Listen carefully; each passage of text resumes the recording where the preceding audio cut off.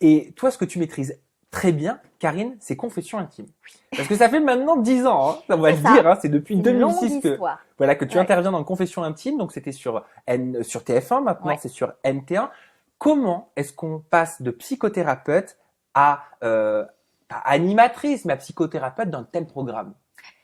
Et ben, j'ai été contactée par les équipes de l'émission qui, je pense, à un moment donné, avaient envie un petit peu de rajeunir l'image de la psy. Et j'ai fait un essai. Ouais. Et en fait, ça a été concluant. Et voilà, je suis là depuis 10 ans. Est-ce que ça t'a changé la vie, Confessions intimes concrètement?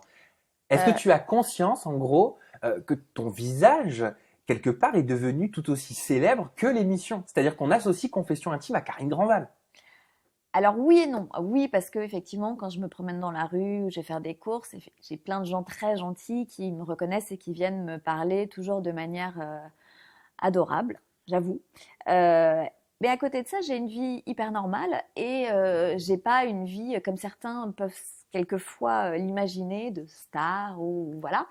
Donc oui, c'est un peu ambivalent, j'ai un peu les deux. Bah alors moi, j'ai envie de m'intéresser un petit peu aux coulisses de l'émission. Parce que l'émission, on la connaît tous depuis maintenant une décennie. On l'adore. Moi, je le dis, je le confesse. Tous les jeudis, je suis devant ma télé parce que... Ah mais oui, j'adore l'émission. Et d'ailleurs, merci, hein, parce que c'est un véritable plaisir pour moi Non, ça me de touche. te recevoir. Comment est-ce que tu la prépares, cette émission? Comment est-ce que tu prépares tes interventions?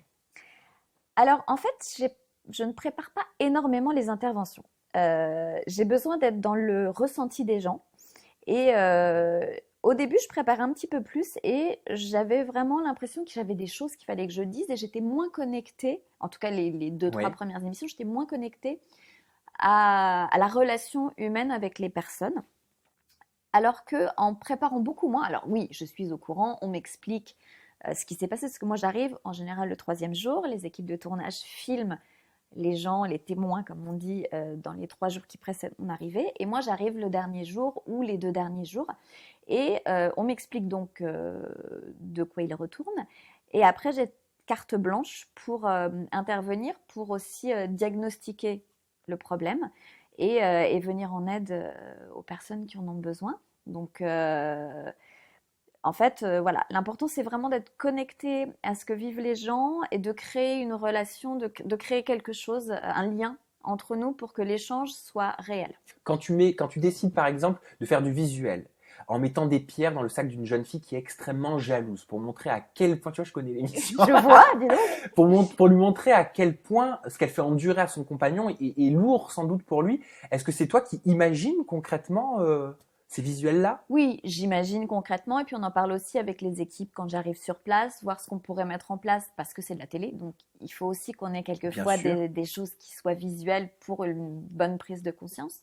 Donc oui, soit moi j'apporte les idées, soit on en discute ensemble avec l'équipe de tournage et on essaie de trouver ce qui est le plus approprié. Est-ce qu'on peut réellement régler des problèmes de couple, des problèmes de jalousie en une demi-journée ou en une journée, concrètement? Honnêtement, Oui. on fait pas un travail de psychothérapie en une journée, en Parce qu'on deux sait un jours travail ou de en 2 jours. psychothérapie, c'est censé être un travail sur Voilà, du long terme. exactement. Ou même sur des thérapies brèves, il faut quand même plusieurs séances. Ce qu'on essaye de faire, c'est vraiment une prise de conscience, c'est-à-dire que les gens se rendent compte qu'ils sont quelquefois sur la mauvaise voie Mmh.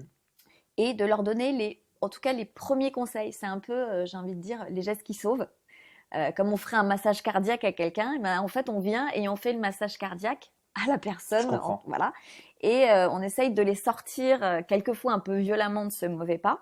Et on fait du mieux qu'on peut. C'est pas toujours simple parce qu'on débarque dans le quotidien de gens qu'on ne connaît pas, qui vivent souvent des choses délicates et douloureuses. Et nous, on arrive avec nos gros sabots, une équipe de tournage, et c'est pas forcément facile pour eux. Pour nous, ben voilà, il faut créer une confiance, un lien de confiance.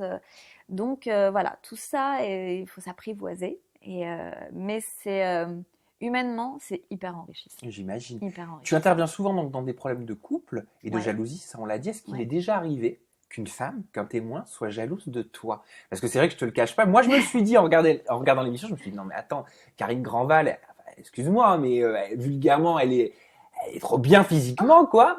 Et elle arrive comme ça avec une femme extrêmement jalouse, possessive. Enfin, te voir arriver, une femme comme toi, je veux dire, ça doit.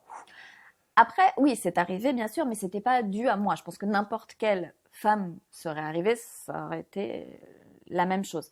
Il y a des femmes qui sont jalouses de toutes les femmes.